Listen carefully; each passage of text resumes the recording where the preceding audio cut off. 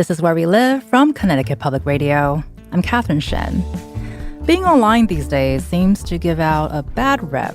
But what about being online for reading or taking pictures of books and talking about those books with strangers from all around the world? So I stumbled upon BookStagram a few years ago. It's basically a ginormous bookish community on Instagram where book lovers take pictures of their favorite or latest reads, share them, and talk about them. As I explored this global book club, I realized the connections people were making through this social media platform, extending to TikTok, where it's called BookTok, and YouTube, where people who review books are called booktubers. Suddenly, being in a book club was cool and aesthetic, and the trends seem to continue to grow not just on the internet, but in local and physical spaces as well. Have you heard of a silent book club? Because if you haven't, you will today. This hour, we'll be exploring this new generation of book clubs, how digital communities of readers are showing up in real life and changing how we read. Listeners, tell us about your experience with book clubs or the community of readership that you would like to see. Join the conversation, 888-720-9677, or leave us a comment on Facebook and Twitter at Where We Live. And joining us now to discuss the world of books is Anthony "Da Kid" PG Bagley, who's the CEO and founder of A Kid from New Haven and Black Kids Read Too. Anthony, thank you so much for joining us today. Thank you for having me. And also with us is Alyssa Corzon, who's the co-owner of Bookish Babes and Brews. Alyssa, welcome to Where We Live today. Thank you. Happy to be here. And also with us is Britt Rivera, who's a content creator and founder of Silent Book Club New Haven. Thanks, Britt, for being with us today. So excited to talk about books today. We're always excited to talk about books, right? So I want to start with Anthony. Talk to us about your sort of journey to Black Kids Read Too. You know, how did that happen, and how did you identify this need? So I'm in media, and so A Kid from New Haven aspires to inspire and inform people. And regardless of what you're trying to do, it all starts with your mentality. It all starts with the brain first. And when it comes to Black Kids Read Too, I just wanted to showcase that everything that I've done creatively all becomes I'm an avid reader. And for people to understand that, I had to show them people that, and show that there are other people that like it too. So that all came with the name Black Kids Read Too. And and that's kind of where it just all stemmed from, of like, I have to show y'all where this all, the foundation, not even for myself, but the foundation to anything that you want to do all stems from your mentality and knowing how to do it. And tell me more about your relationship with reading. You know, I know you just mentioned like education and to inform. It's so fundamental to basically all of the things that we do. But what is it about reading? Was there a book in particular that really inspired you, or a moment where that inspiration came, was like, oh my God, I have to share this? It wasn't a particular book that got me into reading, for sure. Is the education always been my foundation? Even growing up, I went to a private school, went to public school my whole life. And I made that decision to, like, I want to take myself out of here and go somewhere that can really help me better. So, like I said, education always, since early age, been the foundation. So it never had that aha moment of like, oh, this is the book that did it. It just always been. And then just kind of circling it back, being older, to like, oh no, this is what you went through in high school. That been your foundation of how everything that you think of and how you consume everything started from that. And Britt, I would love to bring you into this conversation because you launched the Silent Book Club in New Haven almost a year ago. You know, talk about that journey. What led you to do that? So like a lot of people, I moved to Connecticut for a job that was then remote during the pandemic. So I came to Connecticut, didn't really know anybody, started working from home, so didn't really have a community in Connecticut and really wanted to find one. And reading is such a solitary activity, but it's one of my main hobbies. And Right. so I was trying to think of, how do you meet people when your hobbies are all things you do just by yourself? And I happened to be on Instagram and saw a post that happened to go viral about Silent Book Club. And I was like, what is this thing where you just read a book with other people? And I just did some research and kind of looked at the website and saw that there wasn't a club in New Haven, and kind of decided to fill that void and just do something bold and take a chance on myself and create this club and try to create a community for myself and just to meet other people, step out of my comfort zone. And yeah, just find a way to connect with people over books, because that's a thing I love to do. Right. And I just love this idea of like it's a silent book club. So you're thinking, okay, so how do you socialize in silence? So what has the response been like? Are people coming in, joining this, and how did it pave the way for community and friendships for you? It's been an incredible journey. I never expected it to get as large as it did. The first meeting we had like 10 people, and then ever since it's just exploded. Every month we see more and more people signing up, to Wow. the point where we have over 100 like RSVPs each month. So the community has definitely grown. You can definitely see there are people who are looking for that community, who are looking to meet other people, to connect over books. And I think the thing that's just so easy is, everyone's there for the same reason. We're all there because we want to read books and we like books. You're holding a book in your hand, or a Kindle or an e-reader, whatever it is, and it's just a very easy way to start a conversation. You see someone holding a book that you've read, and you can say, I've read that book too, or I want to read that book, and it instantly starts a conversation. So it makes it very easy. There's very low barrier to entry. Everyone's there for the same purpose. Everyone wants to talk about books and might be a little shy. I think we're all kind Right. of there for the same reasons. So Well, I am kind of one of those annoying people where if I see you read a book in public and I see the book cover and it's either a book that I love or I want to read or whatnot, I will probably approach you. So beware, people. If you're reading in public, I may or may not come and have a conversation with you. and that's definitely encouraged. Right. So with that too, I think many readers in general might be introverts. So this kind of encourages us readers to approach other people and start a chat, because you probably go in and think about how like, oh, this person probably would be comfortable in doing this. So can you talk about some of the other friendships that you've seen take off because it's a comfortable and safe space?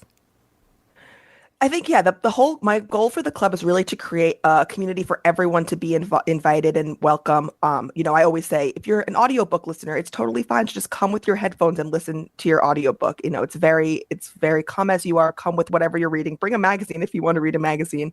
But I think it's very funny to see, we have a very high population of people who are reading fantasy books, specifically Sarah J. Maas. And so I think we kind of all joined a group within our silent book club of people who are reading this book, and everyone talking about where they are in this journey, what order they were reading the books, because there's a very specific order to read these Right. books. And so those people kind of formed their own little club where they were talking about the books that they were reading.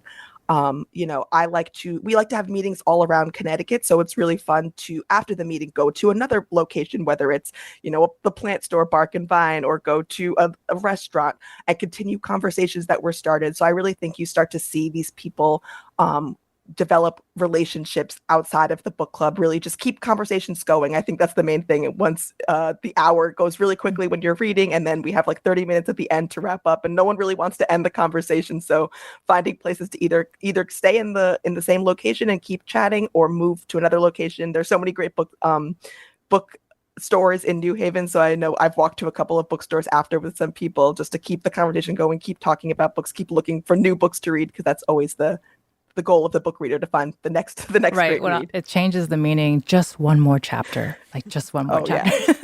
And Alyssa, we'd love to talk about your bookstore. What about you and your co-owner, Caroline? When did you start to think a business like Bookish Babes and Brews would fill a need? So we actually met in grad school, and we were both people that did read in a more isolated way. So we came together and started reading books together. We called them like buddy reads, like the world's smallest book club of just two people. And from there, we found ourselves making a bookstagram, finding Silent Book Club, and finding this larger community instead of a more isolated hobby. And from there, we got the idea of doing our blind date with a book business. So And we now are, yeah. no, I was going to tell us about the blind date with the book. I feel like that's probably a new old concept for certain readers. And talk about the responses you've gotten from this.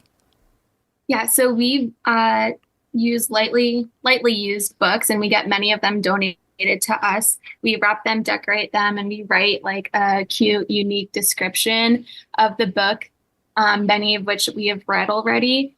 And then that, as the customer who comes up, they get to kind of look at all these descriptions and choose a book that way. And we often find people who are like now just trying to guess which books they've already read, like trying to determine if it's one that they know already. So it's fun. And we have all different genres. We have books for children, middle grade, YA, and we use our Instagram to advertise. And we found that a lot of people are coming out just from seeing our Instagram posts. Also through the Silent Book Club, we've made a nice group of friends, and that they're always coming out to support us. So it's been definitely about community, and it's been a very fun, creative project. And we're talking book clubs. So I'm really curious about each of your experiences with book clubs really prior to starting these organizations. Did you have a good or bad experience or perceptions of book clubs in general? And Anthony, I want to start with you. I haven't really joined any book clubs. I know people have been asking me to do a book club. I've just been a very introverted person, and like I'm also kind of a selfish reader. Like we talked earlier, like I'm a mood reader, so Right. I'm like all over the place. So it's like to commit to like we're reading this, and you know what I mean. So I'm going to do a book club, but it's just if I could have also somebody else to help facilitate the group. Right. Well, we mentioned buddy reading earlier, and I feel very similar. Like, I love the concept of buddy reading, but I'm not a really good buddy reader because it Me neither. feels like once you put it like an assignment, it loses the joy. Right. And it really shouldn't, because this is not supposed to be stressful, right? So, Alyssa, we'd love to get your opinion too. Have you had any experiences with book clubs before starting Bookish Babes?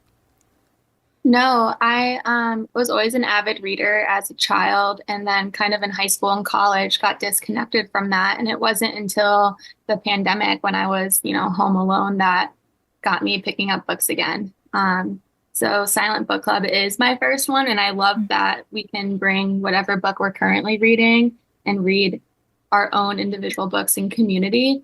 So I don't have as much experience with a more structured read. Everyone reads the same book. What about you, Britt?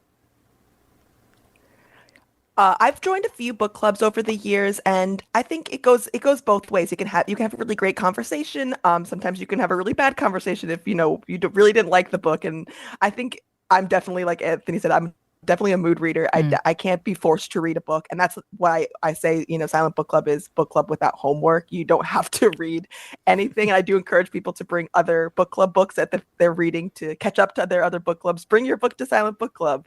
I really like just being able to read whatever I want in the moment, bounce back and forth, because yes, once you have to read something, suddenly it becomes a chore, or suddenly it Right. becomes something you don't want to read. Suddenly, this book I really wanted to read, I'm not interested anymore because I have to read it. So I'm feeling a I've little had bit mixed better about myself right now.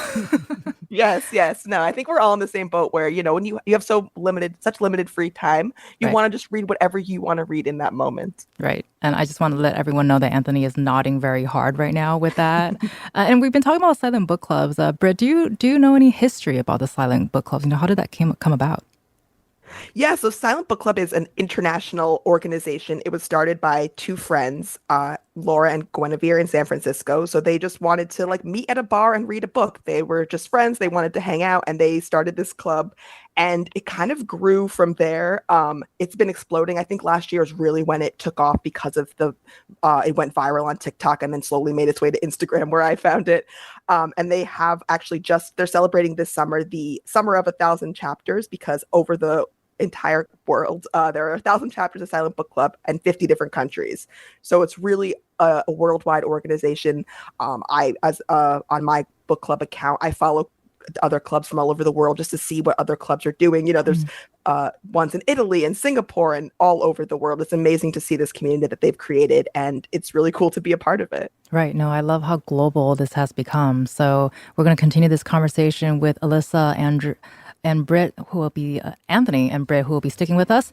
And we'll continue this conversation after a quick break.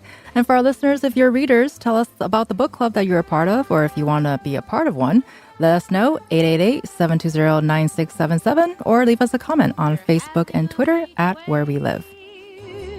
A tropical heat wave. The temperature's rising, it isn't surprising. She certainly can. She started the heat wave by letting her seat wave. This is Where We Live from Connecticut Public Radio. I'm Catherine Shen. In 2023, book club event listings grew 24% over the prior year, according to the ticketing platform Eventbrite. And as we've been hearing this hour, the concept of a book club has evolved far beyond Oprah, Reese, and RuPaul.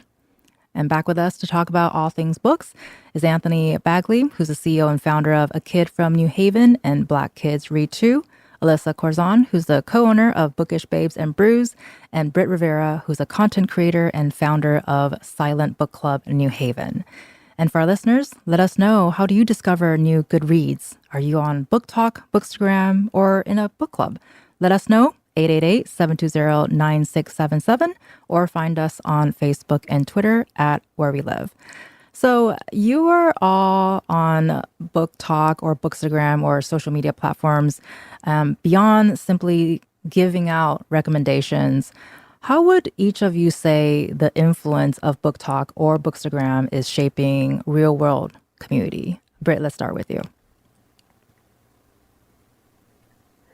I think it's just made books so much more available and wider. There's a wider reach, and so many more books are being talked about. I think there's so many, classical books that people always talk about and the same kind of genres. And I feel like BookTok and BookStagram has really led to an explosion of books written by women and different things like that. I think, romantasy, romance and fantasy has become a huge genre because of BookTok and because of Instagram, and it's a genre that wasn't really talked about as much.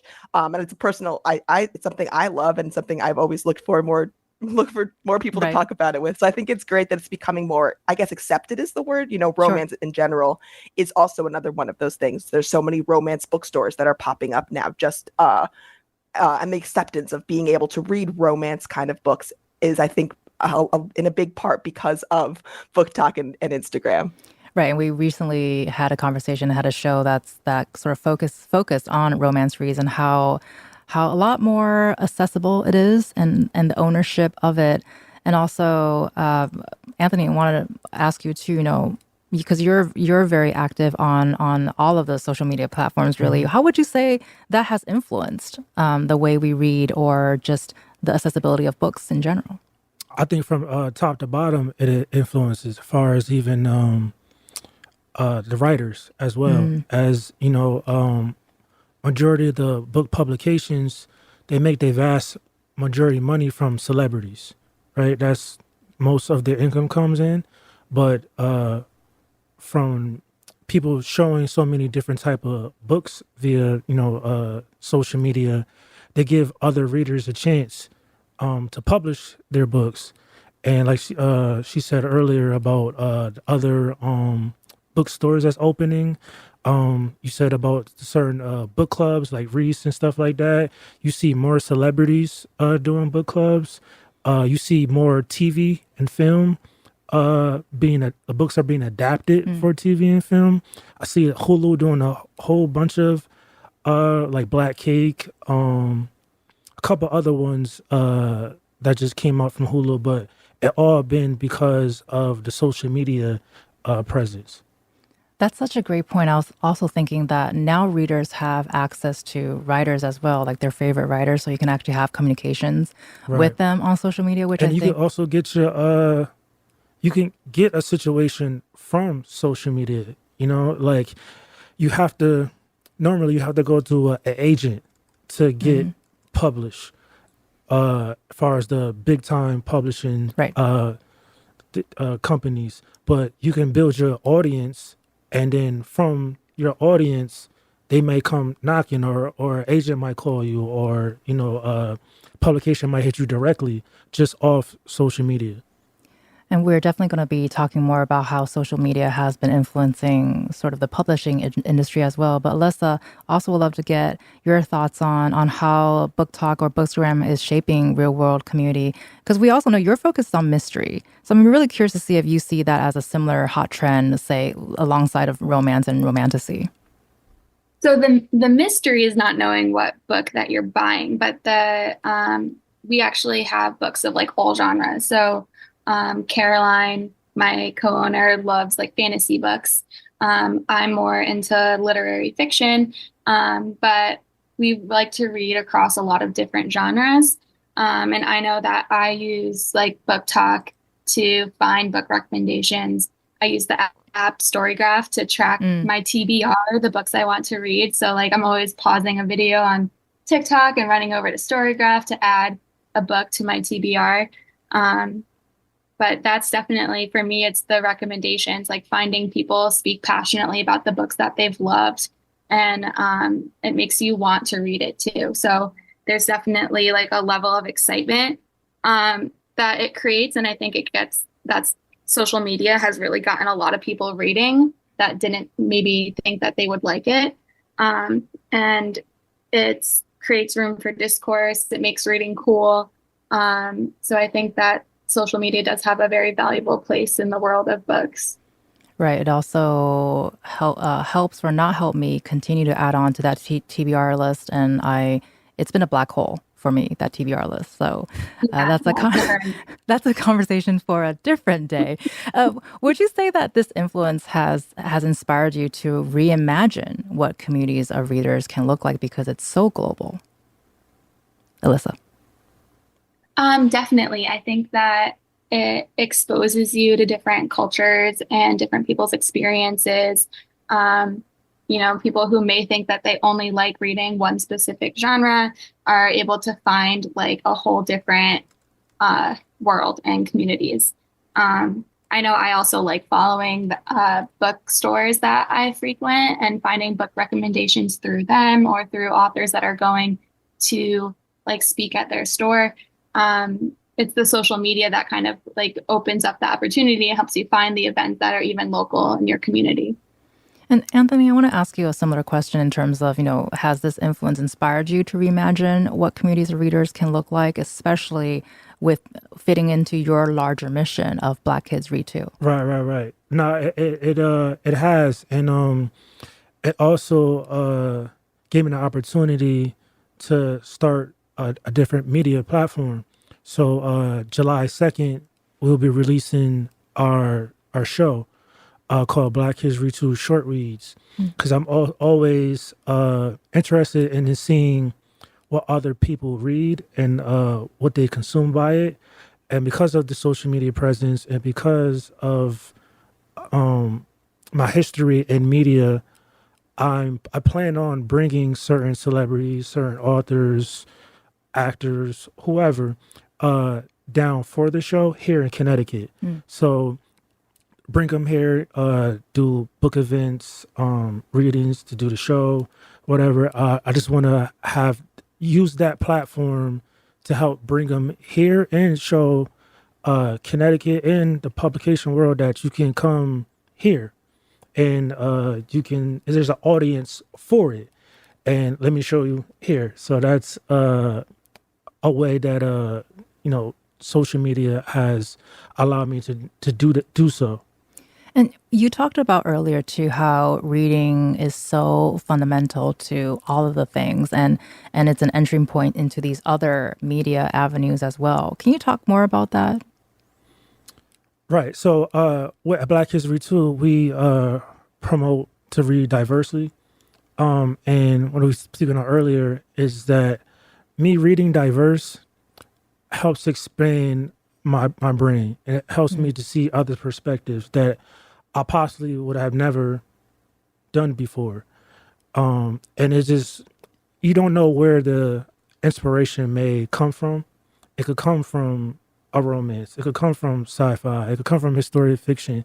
And it's just planting the idea gives me the creative thinking of, oh, how would I do this my way? And then the mere act of reading, right? It promotes stillness. The mere act of reading promotes what's the word I'm looking for?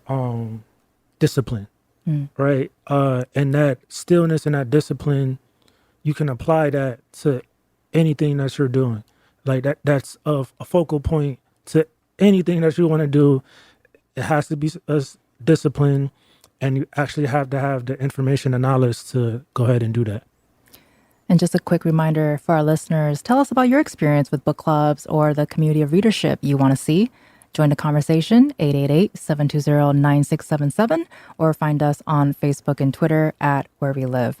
So we mentioned earlier, too, that there's a lot of celebrity book clubs. And I think one of the more popular or more well-known ones is from Oprah, who has had a book club since the 90s. But as Anthony has mentioned earlier, too, there have been a flurry of headlines about new celebrity book clubs in recent years.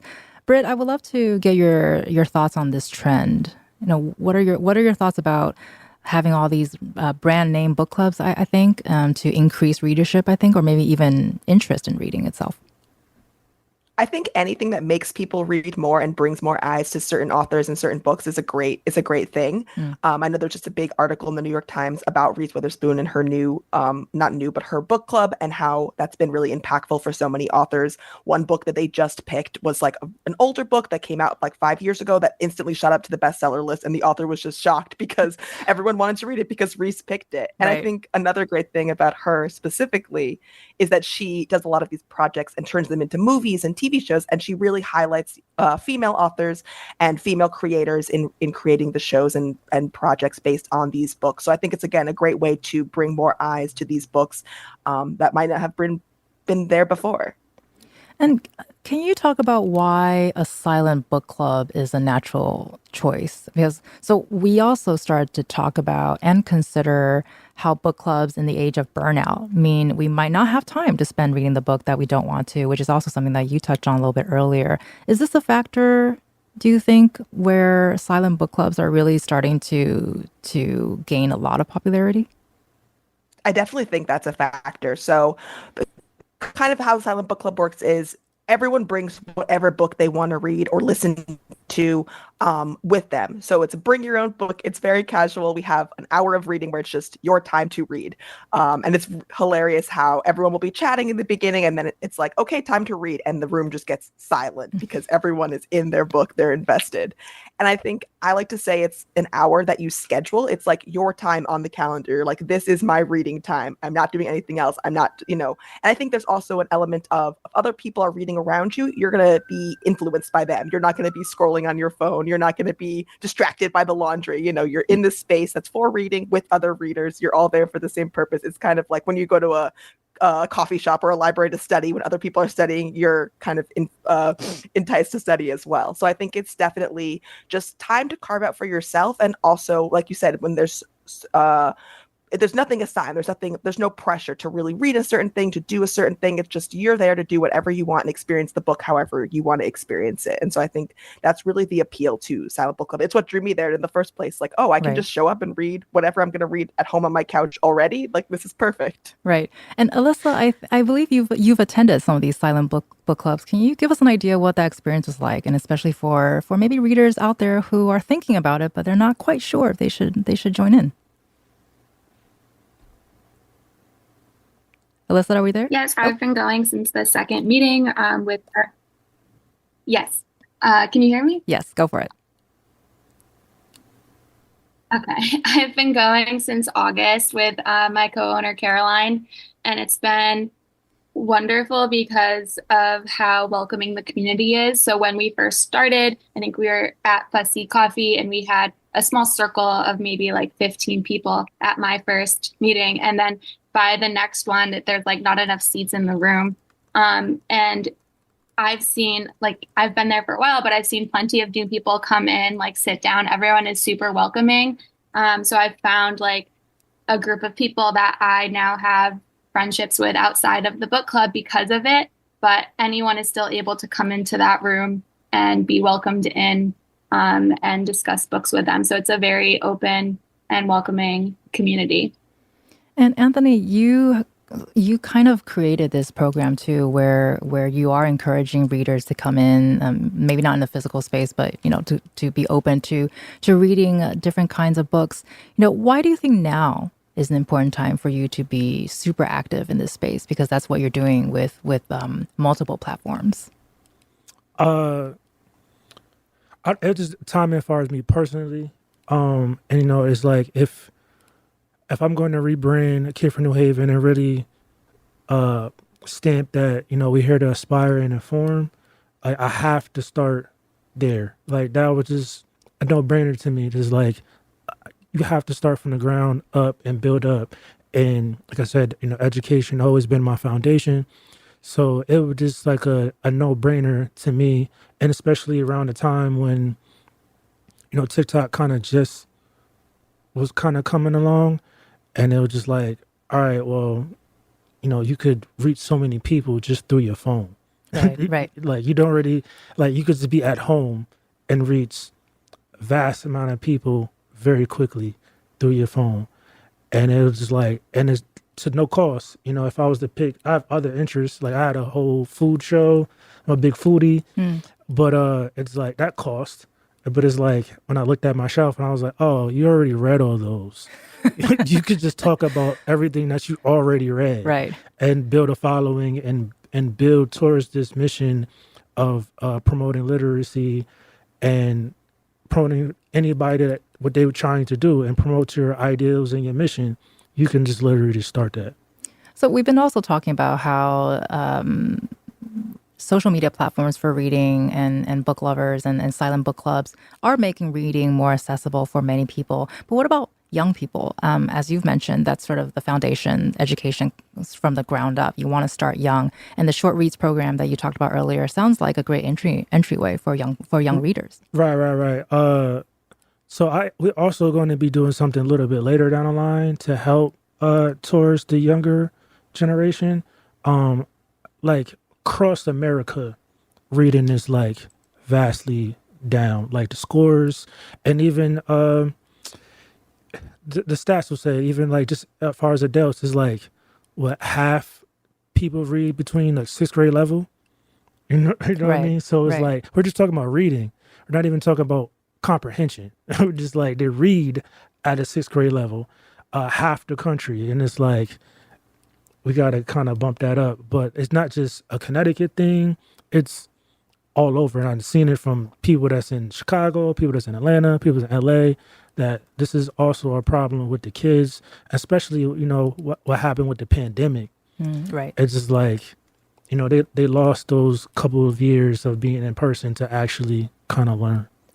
And Britt, I would also love to pose this question to you too. Is that especially as a content creator, and I know the silent book club space is also open to all readers really, but is this something that you think about too, where the pandemic has really changed the way we read for all levels? I think.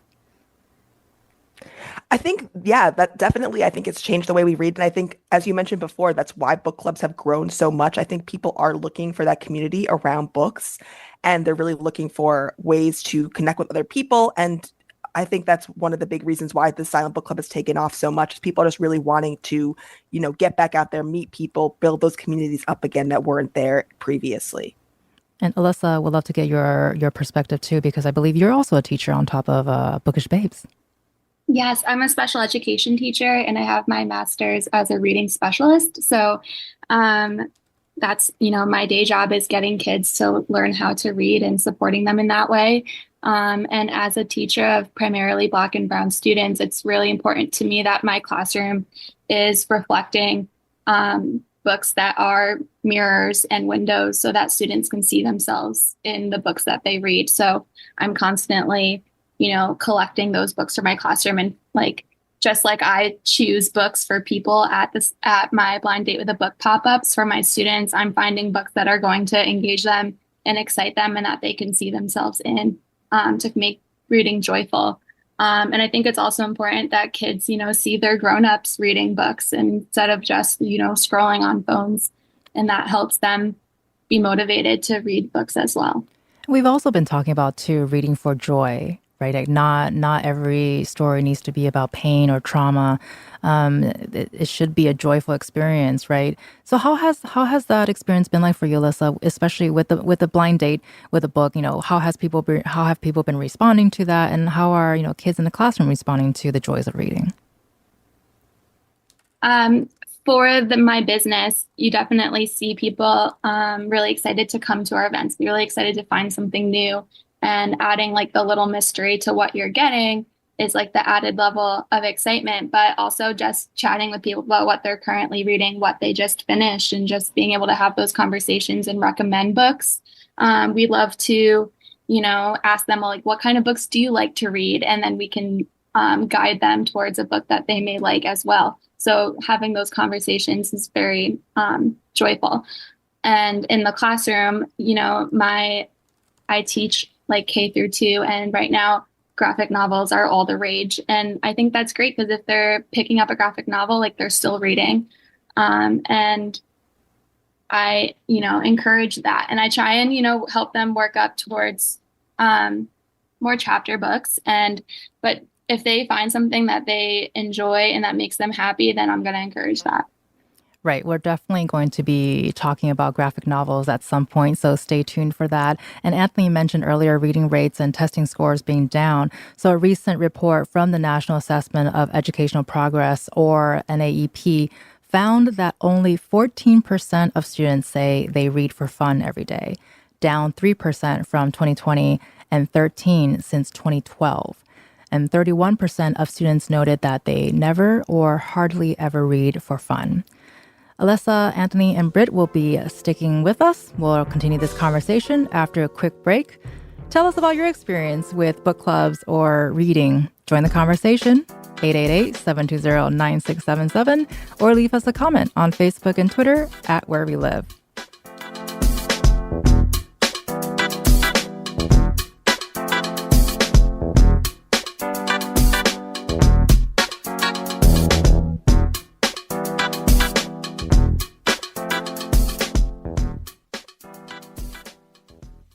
This is Where We Live from Connecticut Public Radio. I'm Catherine Shen. Back with us to discuss all things book club and where the influence of BookTok and BookStagram comes in is Anthony Bagley, who's the CEO and founder of A Kid from New Haven and Black Kids Read Too, Alyssa Corzon, who's the co-owner of Bookish Babes and Brews, and Britt Rivera, who's a content creator and founder of Silent Book Club New Haven.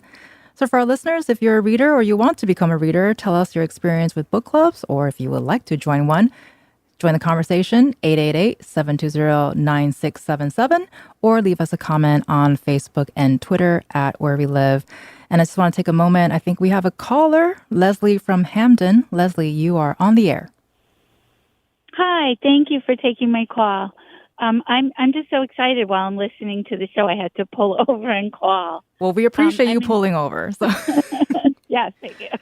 I'm an elementary school library teacher, and I had a boy in third grade this year who's always still sitting at the desk reading when it's time for everybody to go.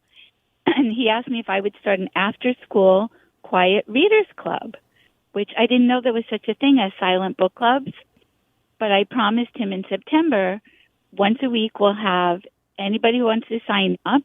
You just stay, you hang out in the library, you get a comfy cushion, a pillow, you read your book quietly to yourself. We'll have tea and cookies. You can explore the library that you never get a chance to really explore. And I was kind of jokingly said, yeah, we'll do that. And then I threw the idea out to some fourth and fifth graders. I must have had 20 hands shoot up. When is it? When is it? I want to come. So I want to say it's reading. I think they're not given the time to read. I think reading is alive and well in elementary school. And unfortunately, some of our reading programs, I feel, have taken just the joy out of just sit and relax and read.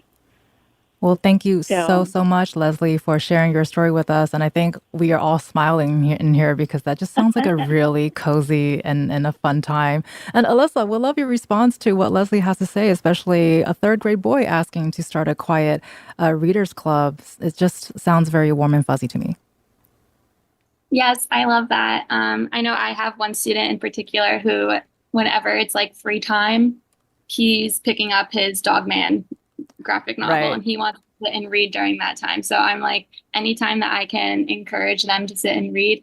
As a special education teacher, I have a certain level of freedom in my scheduling, so I can give the students more of that free reading time that many kids in general education can't get. So I do appreciate that piece of my job. And just another quick shout out from listeners. Possible Futures Books in New Haven just commented that they love all of our guests this morning. So spreading all the love for our guests today, talking about all things book. And I know, Alyssa, earlier you talked about book joy. So can you expand more about that and how important it is for joyful reading? I mean, kids just need to have access to books that make them happy and that don't feel like a chore, just as much as we as adults don't want to, do a book club where it feels like a chore and it feels like work. It's the same for kids. They want stories that are going to draw them in and that, are funny and goofy. And I see that a lot. Possible Futures is a wonderful bookstore. I actually bring my stepson there to pick out books and I do like a crochet club there. So having communities like that for kids too, I think is very important, where they feel included and they feel respected and that they can, find books that make them happy. And speaking of books that make them happy, Britt, I believe Alyssa helped spark some book joy for you because one of your favorite books this year sounds like was a blind date book from Alyssa. Yes, excuse me. Yes, we had a pop-up at one of the silent book clubs where the Bookish Babes brought their blind date with a book, and it was so much fun to just see everyone poring over all the books, trying to guess the titles. It's almost like Christmas where you're shaking the present to see what's inside. Right. And I picked up a book that, had a great description. It was like historical fantasy and Jewish and Arabic folk tale. And I was like, this sounds so interesting. And I picked it up. It was a book called The Golem and the Genie, and I read it, and it was phenomenal. And That's on my TBR. Oh my God. One of the best books I've read this year. It was a book I might have just passed by on a shelf. I never would have really picked it up on my own. But the words that they use, the historical fantasy was like, I love history. I love fantasy. Those are two things I really enjoy. And so just having that, having someone else curate that book for you, curate that experience, kind of, picking those words that they think you're going to like, and then you pick that book and it becomes a book that you really love. It's just something so special. And I really think it was just a great moment, a great, connection in the community. And I know a lot of other people had similar feelings. We were all, sharing our books. Everyone was opening them and trying to guess what was inside. So it was a really fun experience and something I definitely enjoy and want to do again. Right. We love book surprises. And Anthony, as we wrap up this conversation, I did start the show earlier by mentioning how being online sometimes kind of feels like it's a bad thing to be online, right? Can you talk about the social connections that people are making through these social media platforms, especially something like, finding community that they don't have around them, for example? Right. Especially what BookTok is like. It's more interactive compared to the other platforms, and you kind of really build a community there in the other platforms, Instagram too. I've kind of forgot the question, but I mean, because sometimes being online feels like it's a bad thing. So. Oh, okay. Like just getting over the fear of like you're talking to a camera, but it's like understanding that there's other people on the other side of that camera, and then just connecting with a variety of different people. And also, when you read, sometimes you may feel like, or before you read, may feel like you're alone. But like, just sharing that is like, oh no, other people felt these same emotions, right? And felt the same way about this book, or just in whatever in this book as well. And I think one of the questions that has been driving this hour is community. So I'd love to ask all three of you, what sort of readership in community would you like to see more of? Anthony, let's start with you. I think it's it's growing. It's getting better as far as the community of all the book clubs and all the social media. So it's growing, and with the Black History 2 short reads, I hope to grow that community more, to show more representation.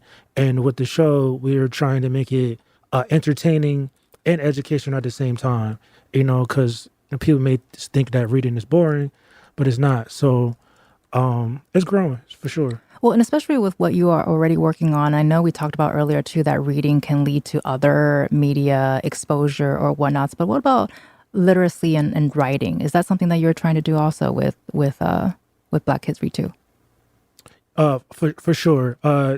Again, just promoting literacy again, and then with the show also helping out different type of writers. And that's one thing that we for sure going to do in the upcoming weeks. Right. July 2nd is when the shows come out. So hopefully everybody's tuned in. So different writing, including like creative writing, for example, right? Right. Okay. And Alyssa, would love to get your response to, what kind of readership and community would you like to see? I feel like in general, I've seen a huge increase in community that way. Like we were saying earlier, it can be a very isolating hobby. I do consider myself an introvert as well, but over this past, year of entering these book clubs and starting my business and finding all these readers across Connecticut, I feel as though people are, starting to read more, and that's making way for some great conversations and helping me feel more connected to people in the community. So I'm really happy where it's going, and I'm looking forward to, what the next year brings with it as well. And Britt, same question to you. What kind of readership and community would you like to see?